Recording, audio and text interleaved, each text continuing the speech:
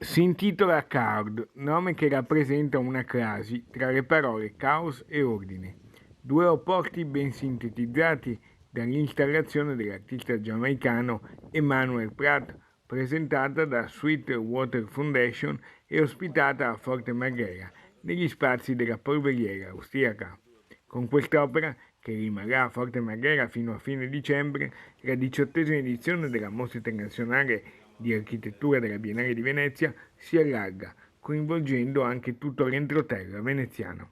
L'inaugurazione ha la presenza della direttrice della Biennale Architettura Leslie Locco, del sindaco di Venezia Luigi Brugnaro e del presidente della Biennale Roberto Cicuto. L'idea è quella di intervenire sui luoghi che io ritengo i luoghi della vita delle città, che sono luoghi periferici rispetto a un'idea internazionale del centro di Venezia come centro del mondo, ma proprio qui a Forte Marghera si capisce il rapporto tra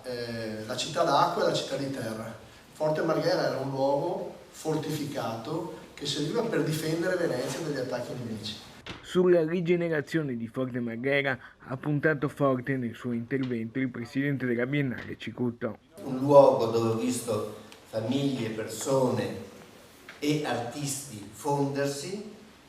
e anche un luogo dove si svolge il lavoro vero, perché ci sono dei laboratori, dei luoghi dove istituzioni culturali come la Fenice vengono utilizzate in questo posto, e anche la Biennale da anni, durante le mostre d'arte e di architettura, ospita un artista